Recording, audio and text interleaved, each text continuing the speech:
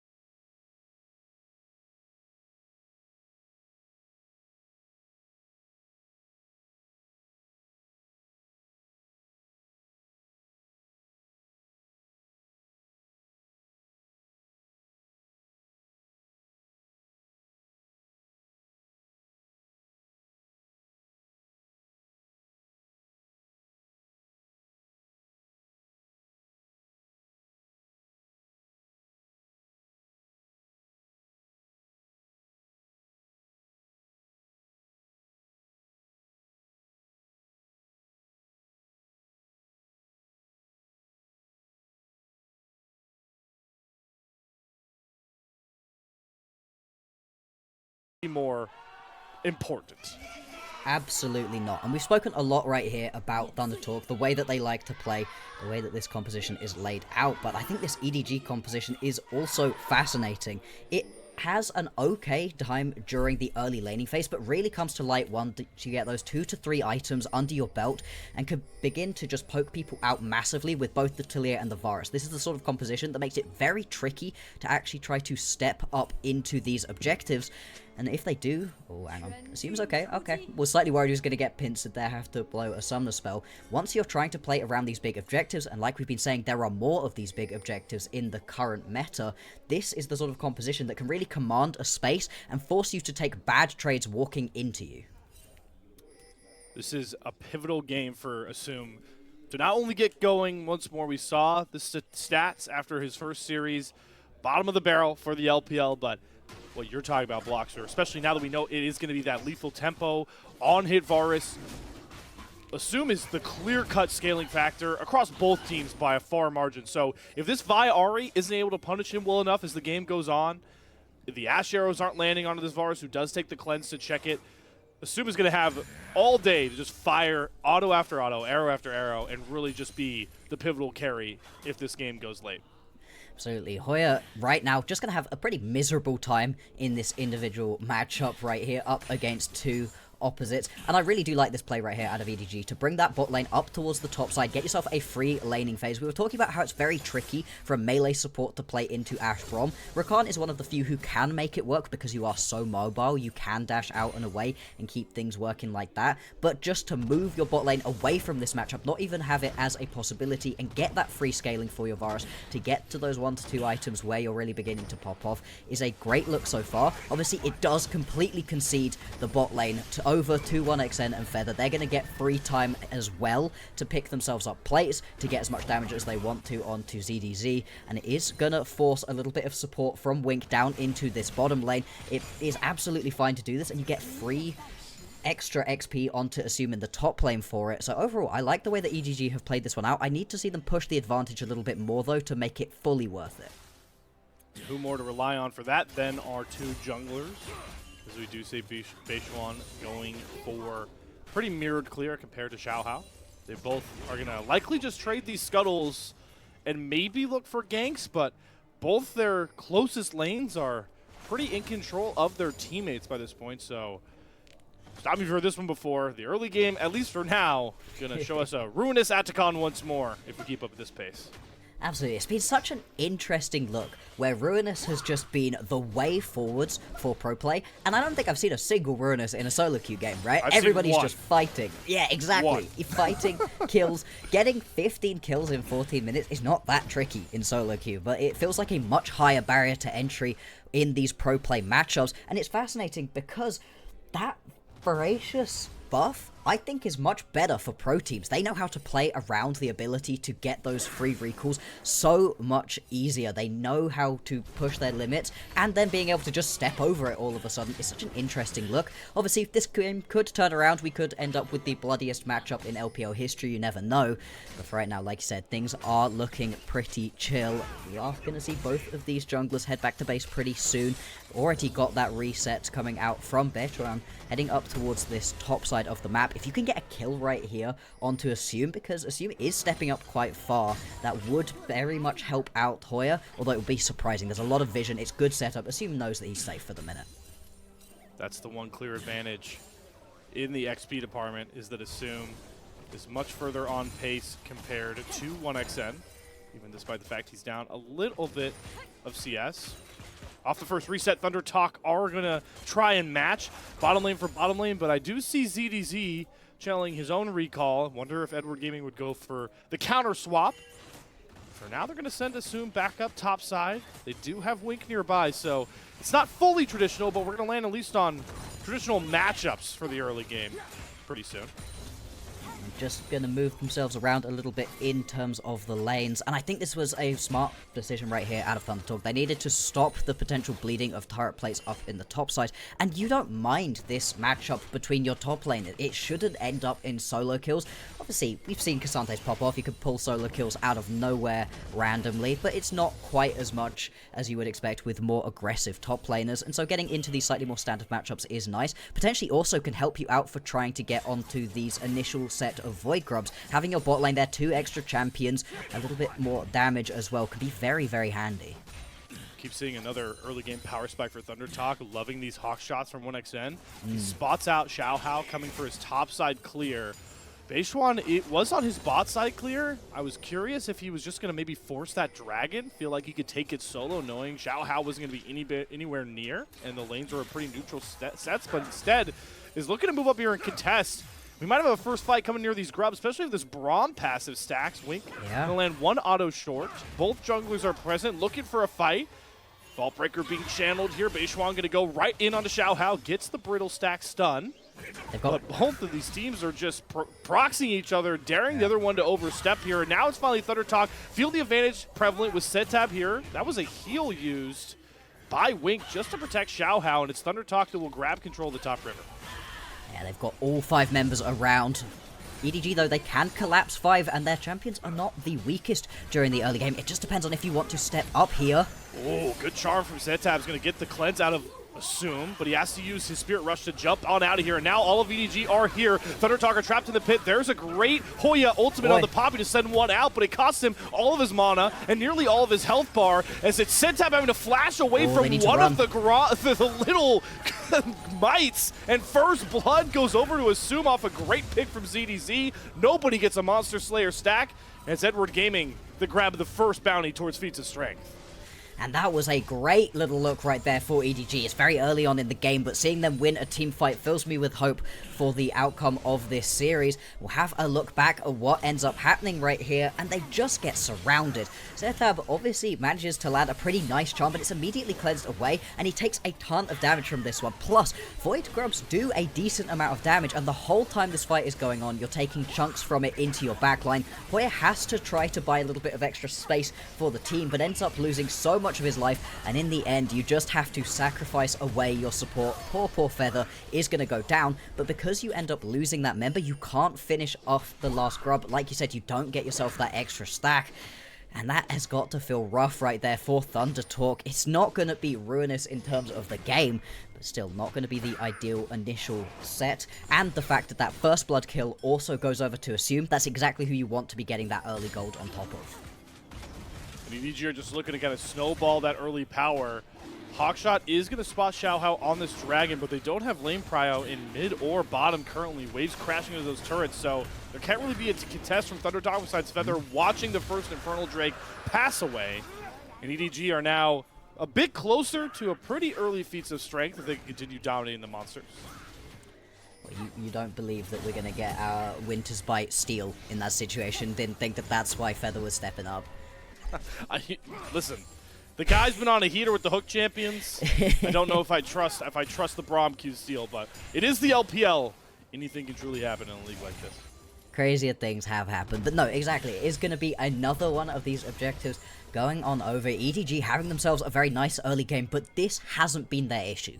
Right now, this initial fight, and even an initial team fight at 7 minutes into the game, that's not where they've been faltering. It's been the late game decision making and late game team fighting that has been their biggest weakness. That being said, if you can win this early game, it's a lot easier to win out on late game team fights that maybe you didn't set up for quite as well, or you haven't positioned quite as well if you're just stronger than your opponents. Right now, it's not even 500 gold, the gap between these two teams, and nobody's massively ahead in terms of getting themselves those stacks or anything. But still, it is a good start right here for EDG. Ooh. That's... wow. Getting the Rule flash number 1 there is huge. Rule number 1 of Ash Arrow ults. You gotta flash to a side. You can't flash in the same direction as the arrow. Does not cost Assume too much, but that key summoner, like you called out there, blocks her. Feather and Beishuan looking for a fight, though. They get a great stun chain, and Wink is just gone in an instant. Good stun stack with the cease and desist.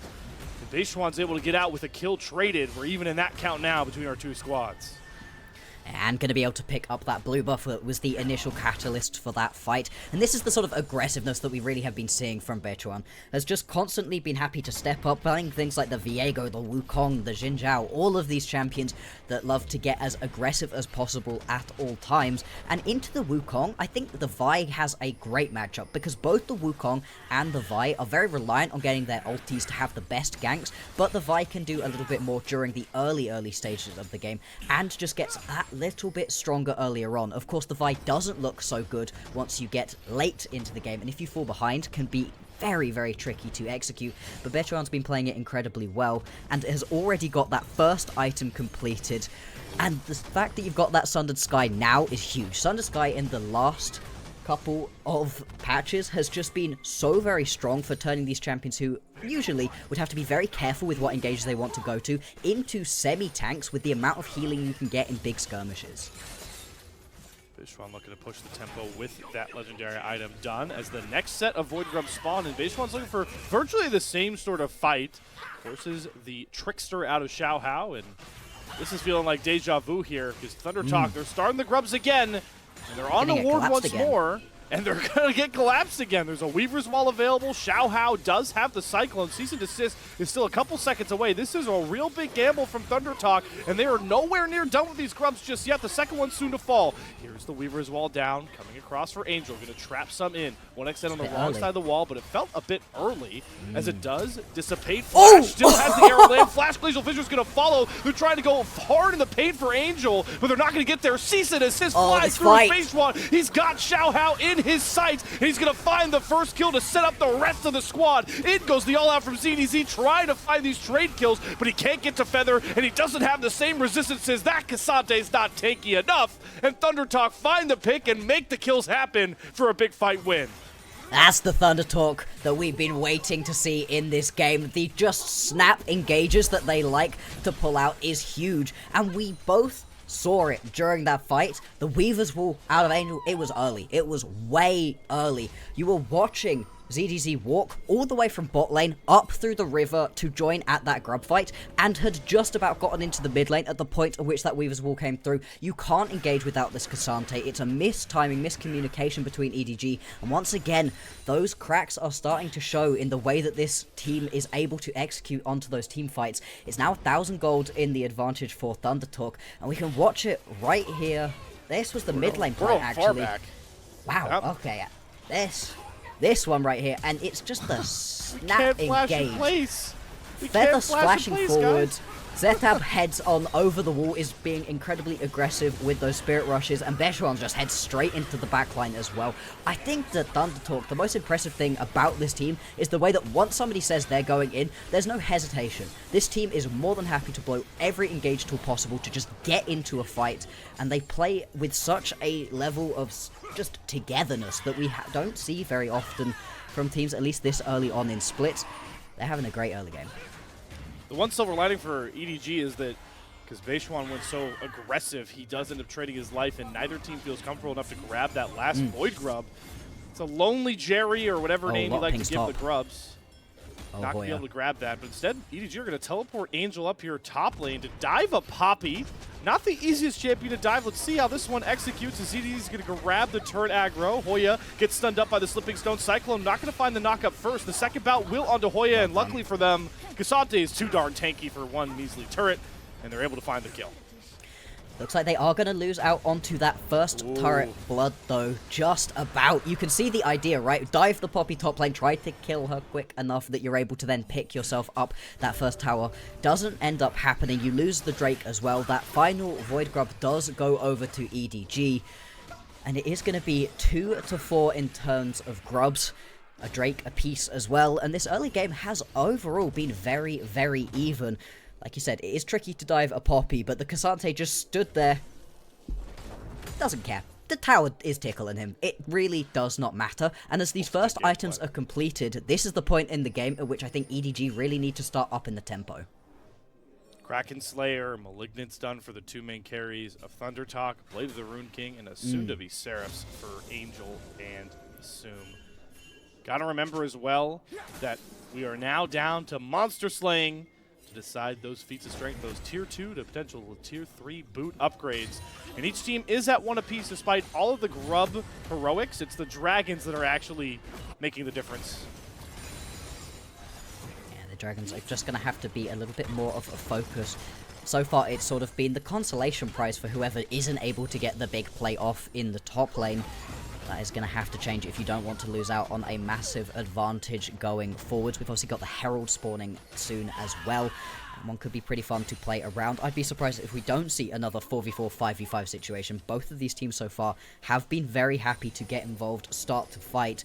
Thundertalk, with these first completed items, are in one of the strongest positions they're going to have in this game. The second item being completed is where this composition is really going to be able to pop off as strongly as possible. That's where I think EDG, they're just going to need to find a way to be a little bit more proactive, potentially get a pick before they need to team fight, right? If you're having struggles with 5v5 team fighting, starting it off with getting yourself a pick and turning it into a 4v5 is a great way to even the odds. Beishwan was looking, saw Assume there in the mid lane alone, wanted to maybe go for that ult play, but the rest of EDG all show up across the line, 5 stacking this top river. They want this Rift Herald in their sights. TP. The Thundertalk are trying to pull them apart here. Hoya teleporting in. CDZ. Stun gonna land on the Hang ZZ. on. He's not too tanky just yet. He's getting his health bar chunked, but he Oh! uses the all-out to pull Beishwan under his tier 1 turret, and now the fight has commenced. Feather gonna fall first. Sentap trying to go into the backline, but Angel and Assume stay safe, and they trade out Hoya, and CDZ will not fall. Even a flash forward from 1xN will not grant him the gray screen. What a hero play from Edward Gaming's top laner. They grabbed 4 kills for virtually nothing. Yeah, they don't lose anything whatsoever. And I was watching ZDZ there step up, and I was like, what's he doing? What is he doing? But he baits everybody in, and the fact that you can pull Bertrand under your tower right there just completely breaks the teamfight lines that Thundertalk were trying to draw for themselves. They need these clear front to back so that they can launch themselves in when they think the time is right. All of a sudden, that is completely broken. We'll have a look back at this one. You've managed to get to this objective early, so EDG, they've got a good setup for themselves. But ZDZ, he's just so confident right here, steps in, and the tower does just more than enough to Bertrand to pull everybody around. It's the backside of this fight, I think, that is potentially more interesting than watching ZDZ just beast mode on people, because there's just nothing that the main damage carries out of Thundertalk could do. That's so nice out of Wink as well, to just be absorbing as much damage as possible. Honestly, an incredibly well executed team fight, not something we've said particularly often in reference to EDG. And Bloxer, the fear that we had from Graph for Thundertalk already showing in that fight with the split damage. We talked about it. Ahri, Ashe, Vi, not too reliable in the damage department, certainly as the game goes forward. And when you split up that damage with Beishwan being thrown under turret, 1xN trying to help, and then Setab going for his own hero play on one side, it's just not enough damage to even assuade Edward Gaming from any of these aggressive plays.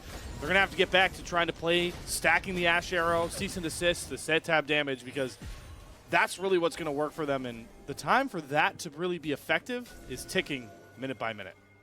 Absolutely, and I think that that's where the lane swap that we saw during the level 1 was so impactful, because it takes everybody out of position, and you can't use these individual lane matchups that were so strong out of this Thundertalk draft actually to the great effect that you would have wanted. We are now going to see this Rift Herald into the mid lane, takes a decent chunk out of this mid lane turret, not going to be able to pick up the kill onto it though. We do have 4 members hanging around all together. Could potentially look for a play if you're able to land a bit of engage. There's an attempt to get the pushback onto Hoya, not going to end up happening, and the play does fizzle out just a little bit. Straight on over to the Drake though, and this would be EDG managing to complete those feats of strength. Setab committed to getting that top lane tier 1 first. Can't teleport in. 1xN thrown on the wrong side of the Weaver's Wall. He's got all of EDG in front of him, and they're going to pile on the CC. 2 Cyclone knockups is enough to get 1xN, and now the ball, all holds are off, and EDG are flying forward with grace. What a Weaver's Wall from Angel. Another setup for Edward Gaming that results in a victorious fight.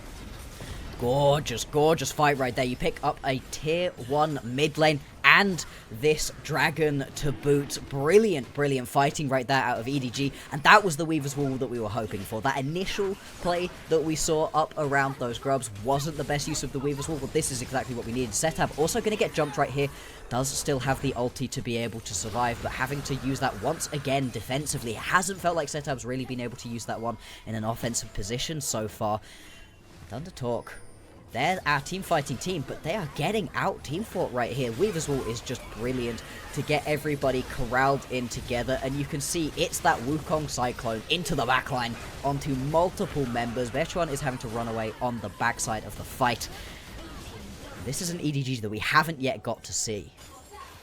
They're doing such a marvelous job at creating so much dysfunction in this Thunder Talk engage. We have not seen, since that first real pick between Bechuan and Setab, this Ahri Vi able to sync up together and the Ashe on top of that. And I'm going to keep harping on it. This is what Thunder Talk are relying on to win them the game. Yep. And now they're sitting down 3,000 gold, do not have access to the Feats of Strength buff, and they're going to have a hard time playing for Otacon. Thunder Talk need to find a big pick now before this game spirals out of control. Of course, on the other hand, Thunder Talk have put themselves, hang on. Great clone. No Ashe Arrow comes through. Bechuan hits the Can they Trickster. collapse? Wink's going to go back in, does use the quickness into boy. a beautiful seismic shove. Another awesome chain of abilities between Edward Gaming. Going to force Bechuan out. Teleport coming through here for Hoya. He's coming into all of EDG here. They're going to see if they can stun him up. Hoya's going to use the Steadfast Presence to dash away. Bechuan goes back in, but his health bar is far too low. Keeper's Verse going to knock one out, but Hoya flies into the mincemeat that is Edward Gaming. They just turn it right on its head. Setab can't find an angle in it until he's lost all of his teammates. And look at ZDZ run the backline by himself. What has gone into Edward Gaming? Ace at 21 minutes in game one. Thunder Talk are falling to pieces right in front of our eyes right now, and it feels like the luck just isn't on their side. Everybody surviving on slivers of HP, but beyond that, luck is one thing, decision-making is another, something we've criticized EDG for so much throughout the early stages of this split, but right now, it is absolutely Thunder Talk that are making bad calls. This is a good counter-engage on what was an attempted Enchanted Crystal Arrow play onto the Wukong. Now they're running away, but it's the teleport in out of Hoya. It comes through at an okay time. You get a little bit collapsed upon, have to run away initially, but this fight should be over. I don't know why Bechuan goes back in right here. It was not going to work. Went back in on about 40% HP. Hoya decides, hey, I'll go in as well. And I love 1xn and Feather being like, well, I guess we're fighting now. It's something we've complimented Thunder Talk for before, that they're all willing to scrap and fight. When somebody pulls the trigger, everybody goes. But that just was a bad decision. Whoever made that call wasn't correct in that one, and it's costing them dearly right now. All of a sudden, the gold gap has ballooned to about 5,000. That's a decent chunk at the moment. Bechuan looking for a little bit of a flank right here. Potentially wants to get a kill onto Assumed. Remember, though, they took Otacon, Voracious Otacon in the background there when we were during the replay, so even going for picks right now is only going to grant you, what, a maximum of 500 gold over 5 kills in quotation mark. So Voracious Otacon, you talked about Bloxer. Have you seen these LPL teams utilize it really well? Specifically in this game, it just grants EDG the will to go wherever they want for this next 2 minutes, and that even means picking off Setab before he can even commit an ounce of Spirit Rush dashes to safety. I think wherever they want is going to be into the base of Thunder Talk right now. They've got themselves a push going through the mid lane and the top. Bot lane is not anywhere to be seen, but still, they can just step up, and it doesn't matter. You've got that free, quicker recall, if anything, if you do end up getting taken down. 5 members strong right now, up towards the top side of the map. Whoa, nice and engage. in goes Xiaohao, feeling so confident, running in, Wink behind him. He's going to get big grand entrance knockup, but they have to be careful. They're going under Nexus turrets. 1xn able to turn and start free firing with that lethal tempo, but his tanks are dropping to the rest of the might of EDG. You called it, Bloxer. Edward Gaming are using Voracious Otacon to take not just an entrance to the base, but an inhibitor, and maybe even more here as they're really sticking around. They don't have the wave for the Nexus turrets, and Voracious Otacon might not last much longer. EDG trying to escape to get a safe reset, but Bechuan is on the hunt. Spotted out on a ward, though, by Assume, who will force him back. And that should be the gist of it. EDG reset with nearly a 9,000 gold lead in this one. And this is the other side to the Vi pick, right? You get these great plays off early on. This champion is excellent on a gank. Once you get that level 6, pretty much guarantees you a kill, barring some massive flash plays that your opponent can pull out. But once you get later on into the game, if you don't get that next set of items, you feel so weak. Every single time we see Bechuan trying to get a little bit of an engage going, a flank, as soon as he's spotted out, gets chunked for most of his HP, and it's really shown by the items right here. We called out that he got that first initial item super early on, but has since stalled out massively, whereas Xiao Hao has been able to pick up a couple more items, is in a much stronger spot, and with a champion that finds it a lot easier to teamfight. EDG, they draft themselves a comp that worked well into what Thunder Talk usually like to do for themselves, and it so far has been working out to great effect. And now they can just take the free buffs they can get across the rift here. Second Mountain Drake, sure. What can Thunder Talk really do to contest? Baron spawning? Sure, why not we get Vision set up and start pushing these lanes in? We got supers in the top lane, the perfect position for a Baron take. Thunder Talk are going to have to start gambling. You can see Bechuan going for it, but the pings allude to the fact that he has once again been spotted out. Ooh. Has himself a 1v1 with Wink, but 1xN is getting dove by Angel and Xiao Hao, able to flash away from the Wukong. Really expert kiting here from 1xN to try and turn this for Thunder Talk, but all they end up getting is a couple key ultimates out of the much stronger Edward Gaming. And they're now going to have to just head back, try to get a little bit more health back, and like you said, with those super minions pouring in through the top side, going to have to be very careful. It's going to be the Baron started up right here for EDG. Now, they've thrown games in this position before. Yeah, and they don't have any ultimates to really fight, and Bechuan knows it. Angel going to flash away with the Seraph Shield, should be safe for now. Zentab gets a big charm onto Assume, who has to use his cleanse, but he's still safe. The damage isn't enough there for Thunder Talk just yet until Zentab dashes mid-stasis to find the pick onto Assume, kites himself back out expertly, and here comes the lightning after the thunder. 1xN free firing up his ass, knocks down Xiao Hao. Next is ZDZ, he sure is tanky, but can he 1v5? The health bars are low, but not low enough. Thunder Talk find an inch, make it a mile. 4 kills and a turn to Baron to break open game 1. They are gonna lose themselves a Nexus turret for this potentially though.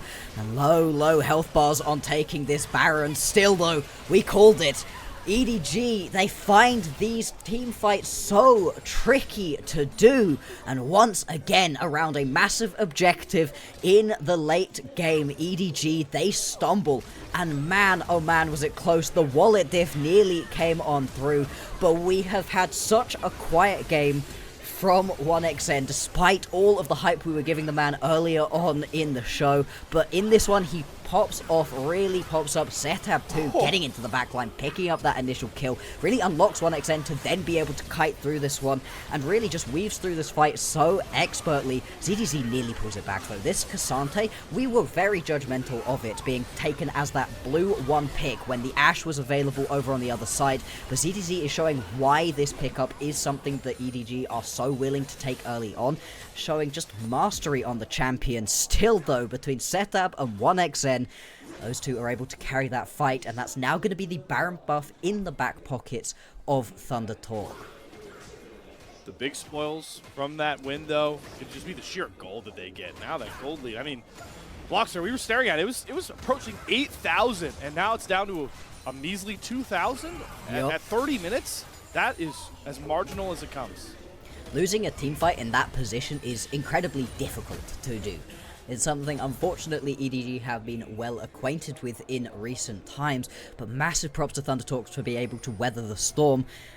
I think it's potentially also worth mentioning that, yes, they lost themselves one of their Nexus turrets, but that's no longer as big as a deal as it would have been in previous seasons. That'll come back in 3 minutes' time.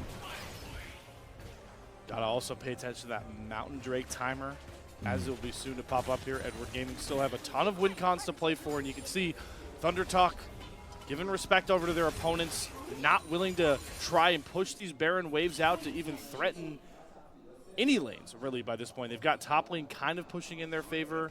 1xN gets the mid wave off of the middle inhibitor turret, but they're not going to get any structures off of this purple buff. No, they are taking it to stop EDG from being able to just walk on into their base and end this game. And it has just helps with getting that gold income as well. You finally get over the 2-item hump for Bechuan. You've got 3 items now completed on Setab and 1 XN. Both of these 2 are going to be the main carries we've got to be looking at. If Feather can get a good engage paired with Hoya and Bechuan, these 2 have got the damage to be able to pay it back. I think it's actually very interesting as well to see the item pathway the 1XN has gone towards. Wants to get that anti-healing down, doesn't want to be dealing with just the constant healing that you can get out of a Zoom and Zhao Hao on this game. It's going to once again, though, nerf that damage profile. As 1XN really needs that Infinity Edge as we have a Chains of Corruption Cyclone Mastery. Throws both Bechuan and Feather up in the air under an enemy turret. There's nothing they can do but fall to the gray screen. Setab, 1XN, and Hoya now have to run for the hills and make sure they get themselves out because it could cost them the game, but at the very least should get Edward Gaming Mountain Soul for the rest of this one. Yeah, Mount Soul is going to be huge as well. It's already so tricky to kill ZDZ on this Cassante, and it was just an overstep out of Thunder Talk. There was no reason that they needed to step up that far into this composition. That is the joys of a composition with a Rakan and a Wukong. You compare that engage so nicely. You've also got that Varus ulti as well, of course, to be able to kick things off. And I don't know why Thunder Talk decided to step up so far. You want to get some use out of this Baron, but just getting caught right there on the very edge with the ulti. And the quick response out of EDG, they pull the trigger immediately, pick themselves up those 2 quick kills. And that's all she wrote when it comes to the Soul. Dragons aren't something we're focusing on quite as much at the moment, but that is going to be a big buff for EDG. Bechuan, very aggressive Vault Breaker. Assumes damage is so high. Setab going to commit the flash. Oh, no. They find Angel in the thickets, and Hoya's on a massive flank here. Has the Keeper's Verdict if he could use it to give them even more of a man advantage, but Hoya's health bar is fastly depleting. Has to flash himself out, and Setab gets Wink. caught by Wink. An awesome charm. Taste your own medicine for the Ahri. Bechuan goes in with the cease and desist, though. It's on to Assume. Once again, Thunder and Talk are finding the picks onto the damage dealers, but they're losing their own as Zhao Hao flies in the background with the Cyclone. His health, his sustain is far too much to bear. And where's the damage through for Thunder Talk? It's Bechuan and Hoya. Time and time again, Thunder Talk fight their way out of misery for an ace once more in the face of EDG. Thunder Talk, they refuse to die in this one. Every time they lose out onto a couple of kills, they find a way back into this game. And this one is the bloody mess that I had been hoping for. Picking themselves up another ace, and another ace that they can't really do anything with. Looking back in onto this one, the fact that the Enchanted Crystal Arrow goes wide to start this one off is insane. But this, the move forwards out of Setab, just annihilating onto Angel, and that's not a carry you want to have die right at the very start. But then from the follow-up, you can see Wink. I love these engages. That move forwards into the grand entrance is just gorgeous, managing to pick up another couple of kills, but you can't disengage from this composition. There's a Braum, there's an Ashe, there's a Vi. Trying to run away is almost impossible, so you're forced as EDG to keep fighting into this one, and eventually they just lose out onto the sustain damage, but it takes everything that Thunder Talk have to be able to pick this one up. It's just such micro missteps from EDG that are costing them. Angel, a little bit out of position, shows his head behind his front line for half a second, Setab commits. Assume one click too far forward, got him hit by the Vault Breaker before the cease and desist comes through. And it's so easy for Assume and Angel to cook behind this comp, but these small missteps are just too much to bear to the way Thunder Talk has been playing. I think they have the gold turned off for this team, the way they fight, no matter how much the odds are stacked against them. Absolutely, and it feels like, unfortunately, the EDG folder of fights they initiate and then lose just keeps getting bigger and bigger. We'll see if this is going to continue on throughout the rest of the game. Like you said, Thunder Talk, they just seem to be able to fight differently. I'm very excited for the matchup between them and BLG, but obviously there's still a lot of League of Legends left to play in this series, and I still don't know who I think is going to win this game. I worry that EDG are a little bit cursed. Every time they get themselves in a good position to a team fight, just seems to go wrong for them. Still though, they've got a push in the top lane, they've got a wave in a decent spot in the bot lane as well. and with some control over the mid wave, they can set themselves up a great amount of vision around this Baron. That's everything that they need to at least put themselves in a good position for this upcoming team fight. ThunderTalk, they're going to be once again trying to walk in blind, but they've got to contest this Baron. You can't give over a second one right here. It would most likely spell the end of the game. It's important to remember as we gear up for potentially a final game winning or game saving fight, the EDG do have that ease of execution. It's simple. If you could stack these knockups, these ultimates between Wink, Xiaohao, Angel, the seismic shoves, assume it's 4 items deep on this on-hit. Varus has more than enough damage to bring these front-to-back fights home. It is on ThunderTalk to continue to find flank angles, engages onto these carries. So EDG still in a pretty comfortable spot as they continue to scale behind a Mountain Soul, and by God, whatever the health bar is on ZDZ right now. ZDZ is just so strong at the moment. Stepping forwards, potentially looking for that initial engage. You've got to pick your moments so carefully for both of these teams. Your engage tools are strong but squishy. If you choose the wrong moment as Wink to go jumping in, you just die. Exactly the same thing for Bechuan. And despite all of this initial setup, you can spot it out so easily with those hawk shots. ThunderTalk, what can they do? Arrow gonna land on his ZDZ, buffers it perfectly with the W. Believe he actually got saved by Wink there, so no stun comes across. One key ultimate is down. Xiaohao, not the healthiest, but looking for a way in here. He's gonna go on to Bechuan. Does have to quit the flash, but gets knocked up by the Cyclone. The Weaver's Wall keeps him in turret range. Bechuan is sectioned off from his team and cut down. EDG now with no jungler on the enemy team should have a free shot at Baron. There's nothing ThunderTalk can do. No, it's just a mistake right here. You could see fully charged up Vault Breaker on Bechuan. Could have stepped away, could have tried to get over that wall, but just decided to stick around for a little bit longer, wanted to go in, wanted to get that fight off with the rest of the team, but unfortunately isn't able to do so. In EDG, they survive themselves another potentially scary situation. They do it by avoiding a team fight, getting an initial pick, exactly what we were calling for this team to do earlier on. Once again, it really does feel like it's on ZDZ, constantly stepping up, an Angel with a great Weaver's Wall. The first one wasn't ideal, and everything since has been great. Set up on a little bit of a wild adventure right here. Might be able to get this flank off. He's not going to be spotted out. Bechuan is still mere seconds away from spawning. There's the Keeper's Verdict, sends Angel away. So it's a 3v4, now going to be a 5v3. Sitab is committed to this flank. His old Greybeard Elder spawns onto the Rift. Bechuan is back up, making his way back down, but EDG have taken complete control of this bottom river, and Sitab is still so committed. When will he step out? Steps out at just the inopportune time. Xiaohao has the flank spotted, and that means they have the green light to go back in on the front side of the fight. Hoya has to burn that flash. ThunderTalk now have control of the Elder, trying to burn it down. What a timed blast code from Sitab, gets away from Xiaohao. In goes Bechuan, they're going out for a Assume, but there's no damage behind him. ZDZ trying to hold ThunderTalk at the front line. Bechuan gonna go down, flashing forward is Angel. Next is Hoya. EDG found the fight they needed. Front to back is the way to go, and that should bring them to not only kills, not only aces, but a Game 1 win to find their first win of the LPL split.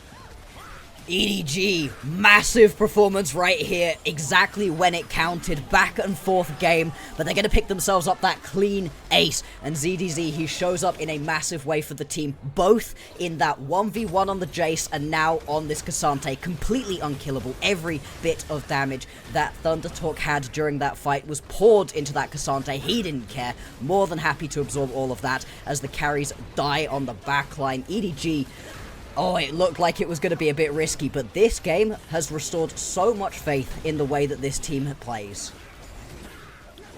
What is going on with this Nexus turret? Okay, all right, so I didn't see a health bar. They weren't able to hit the Nexus, but they got there.